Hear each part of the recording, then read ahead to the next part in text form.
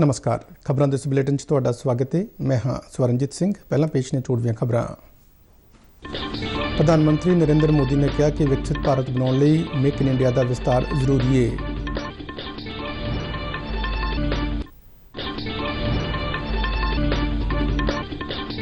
केंद्रीय मंत्री जतेंद्र सिंह ने कहा कि कौमी सिक्ख्या नीति 2020 आज़ादी के बाद भारत में सब तो वड्डा सुधार है।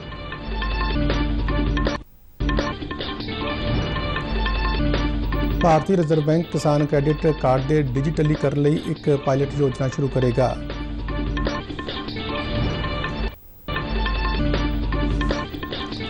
साबका फुटबॉल खिडारी कल्याण चौबे सर्व भारतीय फुटबॉल फेडरेशन के नवे प्रधान बने। ते हुण खबरां विस्तार नाल। प्रधानमंत्री नरेंद्र मोदी ने कहा कि विकसित भारत बनाने लई मेक इन इंडिया का विस्तार जरूरी है। प्रधानमंत्री कल मंगलुरु में 3800 करोड़ रुपए दी ਵੱਖ-ਵੱਖ विकास योजनावां नूं देश नूं समर्पित और उद्घाटन कर रहे सन। उन्होंने न्यू मंगलुरु पोर्ट ट्रस्ट ते बर्थ नंबर 14 लई कंटेनर ते होर कार्गो भी वर्चुअली राष्ट्र नूं समर्पित किए। बाद विच एक जनतक रैली नूं संबोधन करदਿਆਂ प्रधानमंत्री ने भारत नूं विकसित देश बनाउण लई सरकार वल्लों कीते जा रहे यत्नां बारे दस्सिया। प्रधानमंत्री ने कहा कि अज दा दिन भारत के इतिहास में सुनहरी अखरां में लिखा जाएगा। उन्होंने कहा कि भावें खेतरी सुरक्षा होवे जां आर्थिक, भारत में असीमित मौके ने। प्रधानमंत्री ने कहा कि अज के प्रोजेक्टां नाल लोकां दा रहण सहण सुखाला होवेगा ते विशेष करके कर्नाटक में रोज़गार के मौके वधणगे। उन्होंने कहा कि एक जिला एक उत्पाद योजना के खेत्र में मछेरे, कलाकारां ते किसानां दे उत्पादां लई बाजार उपलब्ध होणगे। उन्होंने कहा कि जल जीवन मिशन, PM आवास योजना ते आयुष्मान भारत योजना वर्गे प्रोग्राम यकीनी बनाते हैं कि सरकार वालों गरीबों दीयां मुढ़लियां लोड़ां दा ध्यान रखा जा रहा है। उन्होंने कहा कि गरीबों नूं मुद्रा, PM सम्मान निधि, स्वनिधि योजना ते किसान क्रेडिट कार्ड वर्गे प्रोग्रामां नाल सशक्त किया गया है। विकसित भारत के निर्माण के लिए देश के मैन्युफैक्चरिंग सेक्टर का, मेक इन इंडिया का विस्तार करना बहुत जरूरी है। विकसित भारत के निर्माण के लिए जरूरी है हमारा एक्सपोर्ट बढ़े, दुनिया में हमारे प्रोडक्ट कॉस्ट के मामले में कॉम्पिटिटिव हो, ये सस्ते और सुगम लॉजिस्टिक्स के बिना संभव ही नहीं है। UIDAI विच दिते अधिकारां दे केंद्रीकृत लोक शिकायत हल ते निगरानी प्रणाली के माध्यम राही प्राप्त शिकायतों हल करने में सब तो बेहतर प्रदर्शन किया है। इलैक्ट्रॉनिक ते सूचना तकनोलॉजी मंत्रालय ने एक बयान में कहा है कि UIDAI देश के नागरिकों को सेवा देने लई प्रतिबद्ध है। यह रहन सहन और कारोबार करने सुखाला बनाने लई प्रेरक रहा है। UIDAI लोक शिकायतों के जल्दी निपटारे लिए अति आधुनिक प्रणाली गाहक संबंध प्रबंधन CRM शुरू करने जा रहा है। यह सहूलत phone call, email, chatbot, web portal, social media ते वॉक इन थ्रू वर्गे माध्यमां राही उपलब्ध होगी। इस नाल उपभोक्तावां नूं शिकायत दर्ज कराउण, निगरानी और प्रभावी हल मिल सकेगा। परसोनल जनतक शिकायतां ते पेंशन बारे केंद्रीय राज्य मंत्री डॉक्टर जतेंद्र सिंह ने कहा कि कौमी सिक्ख्या नीति 2020 भारत की सिक्ख्या नीति को विश्व पद्धर के मानकों अनुसार नवा रूप देगी। वो कल नवी दिल्ली में PhD chamber of commerce and industry सिक्ख्या सम्मेलन को संबोधन कर रहे सन। डॉक्टर सिंह ने कहा कि कौमी सिक्ख्या नीति आज़ादी के बाद भारत में सब तो वड्डा सुधार है। इस नीति में भारत दी मौजूदा जरूरतों ध्यान में रखा गया है।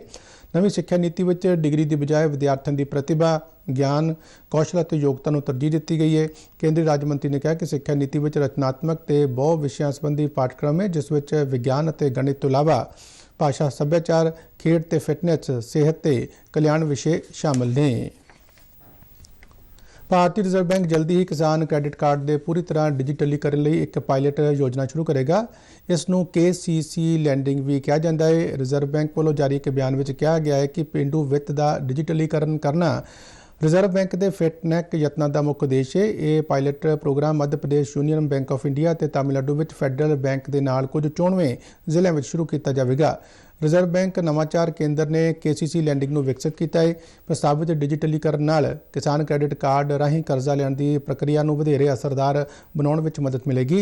इस नाल कर्जा लैण वालियां दी लागत भी घटेगी और प्रक्रिया तेजी नाल पहुंचयोग होवेगी ते कर्जे की अर्जी देण तो लैके कर्जा मिलण तक समा भी घट लगेगा। ਭਾਰਤ ਅਤੇ ਸੰਯੁਕਤ ਅਰਬ ਅਮੀਰਾਤ ਨੇ ਅਗਲੇ 5 ਵਰ੍ਹਿਆਂ ਵਿੱਚ ਦੁਵੱਲੇ ਵਪਾਰ ਦੇ 100 ਅਰਬ ਅਮਰੀਕੀ ਡਾਲਰ ਦੇ ਟੀਚੇ ਨੂੰ ਹਾਸਲ ਕਰਨ ਲਈ ਵਚਨਬੱਧਤਾ ਦੁਹਰਾਈ ਹੈ। ਭਾਰਤ ਸੰਯੁਕਤ ਅਰਬ ਅਮੀਰਾਤ ਸੰਯੁਕਤ ਆਯੋਗ ਦੀ 14ਵੀਂ ਮੀਟਿੰਗ ਵਿੱਚ ਦੋਹਾਂ ਮੁਲਕਾਂ ਨੇ ਭਾਰਤ ਦੇ ਯੂਨਾਈਟਿਡ ਪੇਮੈਂਟ ਇੰਟਰਫੇਸ ਰਾਹੀਂ ਕਿਸੇ ਵੀ ਦੇਸ਼ ਵਿੱਚ ਤੁਰੰਤ ਭੁਗਤਾਨ ਪਲੇਟਫਾਰਮਾਂ ਨੂੰ ਜੋੜਨ ਦੀਆਂ ਸੰਭਾਵਨਾਵਾਂ ਤੇ ਵੀ ਚਰਚਾ ਕੀਤੀ। ਮੀਟਿੰਗ ਦੀ ਪ੍ਰਧਾਨਗੀ ਵਿਦੇਸ਼ ਮੰਤਰੀ ਡਾਕਟਰ ਐਸ ਜੈਸ਼ੰਕਰ ਅਤੇ UAE ਦੇ ਵਿਦੇਸ਼ ਮੰਤਰੀ ਸ਼ੇਖ ਅਬਦੁੱਲਾ ਬਿਨ ਜਾਇਦ ਅਲ ਨਾਹਿਆਨ ਨੇ ਆਬੂ ਧਾਬੀ ਵਿੱਚ ਕੀਤੀ। ਇਸ ਮੌਕੇ ਤੇ 2 MOU ਤੇ ਵੀ ਦਸਤਖਤ ਕੀਤੇ ਗਏ। ਦੋਹਾਂ ਨੇਤਾਵਾਂ ਨੇ ਵੱਖ-ਵੱਖ ਬਹੁਪੱਖੀ ਮੰਚਾਂ ਅਤੇ ਕੌਮਾਂਤਰੀ ਸੰਗਠਨਾਂ, ਖਾਸ ਤੌਰ ਤੇ 2022 ਵਿੱਚ ਸੰਯੁਕਤ ਰਾਸ਼ਟਰ ਸੁਰੱਖਿਆ ਪਰਿਸ਼ਦ ਵਿੱਚ ਸਹਿਯੋਗ ਬਾਰੇ ਵੀ ਚਰਚਾ ਕੀਤੀ। ਦੋਹਾਂ ਧਿਰਾਂ ਨੇ ਫਿਨਟੈਕ, ਐਡੂਟੈਕ, ਹੈਲਥਟੈਕ, ਐਗਰੀਟੈਕ, ਲੌਜਿਸਟਿਕ ਅਤੇ ਸਪਲਾਈ ਚੇਨ ਵਰਗੇ ਵੱਖ-ਵੱਖ ਖੇਤਰਾਂ ਵਿੱਚ ਸਟਾਰਟਅਪ ਅਤੇ ਉੱਦਮਤਾ ਵਧਾਉਣ ਦੇ ਮਹੱਤਵ ਤੇ ਜ਼ੋਰ ਦਿੱਤਾ। UAE ਭਾਰਤ ਦਾ ਤੀਜਾ ਸਭ ਤੋਂ ਵੱਡਾ ਵਪਾਰਕ ਭਾਗੀਦਾਰ ਹੈ। UAE ਵਿੱਚ ਰਹਿੰਦੇ ਤਕਰੀਬਨ 35 ਲੱਖ ਭਾਰਤੀ ਉੱਥੋਂ ਦੇ ਆਰਥਿਕ ਵਿਕਾਸ ਵਿੱਚ ਅਹਿਮ ਭੂਮਿਕਾ ਨਿਭਾ ਰਹੇ ਨੇ। ਪਦਮ ਪੁਰਸਕਾਰ 2023 ਲਈ 15 ਸਤੰਬਰ ਤੱਕ ਨਾਮਜ਼ਦਗੀਆਂ ਦਿੱਤੀਆਂ ਜਾ ਸਕਦੀਆਂ ਨੇ। ਗ੍ਰਹਿ ਮੰਤਰਾਲੇ ਨੇ ਕਿਹਾ ਕਿ ਇਹਨਾਂ ਪੁਰਸਕਾਰਾਂ ਲਈ ਸਿਫਾਰਸ਼ਾਂ ਤੇ ਨਾਮਜ਼ਦਗੀਆਂ ਕੇਵਲ ਰਾਸ਼ਟਰੀ ਪੁਰਸਕਾਰ ਪੋਰਟਲ ਤੇ ਆਨਲਾਈਨ ਪ੍ਰਾਪਤ ਕੀਤੀਆਂ ਜਾਣਗੀਆਂ। ਪੁਰਸਕਾਰਾਂ ਦਾ ਐਲਾਨ ਅਗਲੇ ਸਾਲ ਗਣਤੰਤਰ ਦਿਵਸ ਦੇ ਮੌਕੇ ਕੀਤਾ ਜਾਵੇਗਾ।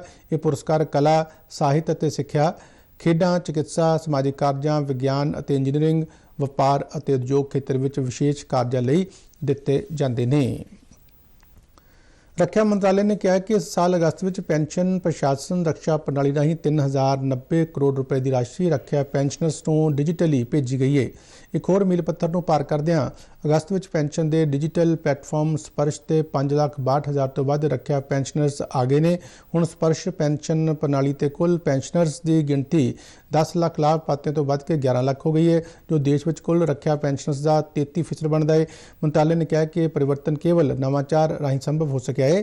ਸਪਰਸ਼ ਇੱਕ ਵੈਬ ਆਧਾਰਿਤ ਪੈਨਸ਼ਨ ਦਾਅਵੇਦਾਰੀ ਅਤੇ ਪੈਨਸ਼ਨ ਨੂੰ ਸਿੱਧੇ ਖਾਤੇ ਵਿੱਚ ਜਮ੍ਹਾਂ ਕਰਨ ਲਈ ਪ੍ਰਕਿਰਿਆ ਪ੍ਰਣਾਲੀ ਹੈ, ਜਿਸ ਵਿੱਚ ਕੋਈ ਬਾਹਰੀ ਦਖਲ ਨਹੀਂ ਹੁੰਦਾ। ਪੰਜਾਬ ਦੇ ਸਿੱਖਿਆ ਮੰਤਰੀ ਹਰਜੋਤ ਸਿੰਘ ਬੈਂਸ ਨੇ ਕਿਹਾ ਕਿ ਅੱਜ ਸੂਬੇ ਦੇ ਸਾਰੇ ਸਕੂਲਾਂ ਵਿੱਚ ਇੰਸਪਾਇਰ ਮੀਟ ਕਰਵਾਈ ਜਾਵੇਗੀ। ਇੰਸਪਾਇਰ ਮੀਟ ਆਪਸੀ ਗੱਲਬਾਤ ਤੇ ਆਧਾਰਿਤ ਇੱਕ ਪ੍ਰੋਗਰਾਮ ਹੈ, ਜਿਸ ਵਿੱਚ ਮਾਪਿਆਂ ਨੂੰ ਵਿਦਿਆਰਥੀਆਂ ਦੀ ਕਾਰਗੁਜ਼ਾਰੀ ਬਾਰੇ ਜਾਣੂ ਕਰਵਾਇਆ ਜਾਵੇਗਾ। ਸਿੱਖਿਆ ਮੰਤਰੀ ਨੇ ਸਾਰੇ ਪ੍ਰਿੰਸੀਪਲਾਂ ਤੇ ਅਧਿਆਪਕਾਂ ਨੂੰ ਅਪੀਲ ਕੀਤੀ ਹੈ ਕਿ ਇਸ ਵਿੱਚ ਵੱਧ ਤੋਂ ਵੱਧ ਮਾਪਿਆਂ ਦੀ ਸ਼ਮੂਲੀਅਤ ਯਕੀਨੀ ਬਣਾਈ ਜਾਵੇ।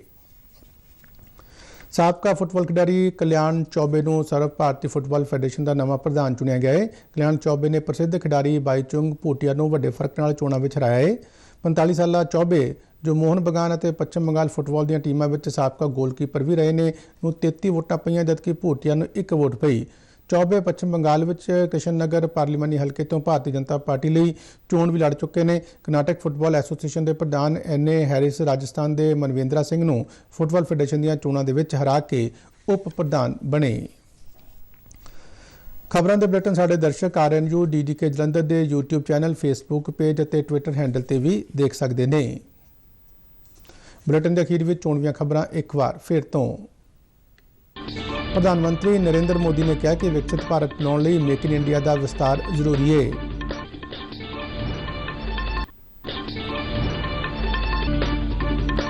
ਕੇਂਦਰੀ ਮੰਤਰੀ ਜਤਿੰਦਰ ਸਿੰਘ ਨੇ ਕਿਹਾ ਕਿ ਕੌਮੀ ਸਿੱਖਿਆ ਨੀਤੀ 2020 ਆਜ਼ਾਦੀ ਦੇ ਬਾਅਦ ਭਾਰਤ ਵਿੱਚ ਸਭ ਤੋਂ ਵੱਡਾ ਸੁਧਾਰ ਹੈ।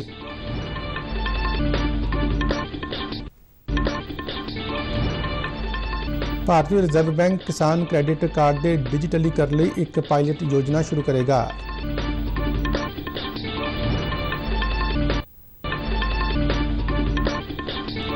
ਸਾਬਕਾ ਫੁੱਟਬਾਲ ਖਿਡਾਰੀ ਕਲਿਆਣ ਚੌਬੇ ਸਰਵ ਭਾਰਤੀ ਫੁੱਟਬਾਲ ਫੈਡਰੇਸ਼ਨ ਦੇ ਨਵੇਂ ਪ੍ਰਧਾਨ ਬਣੇ।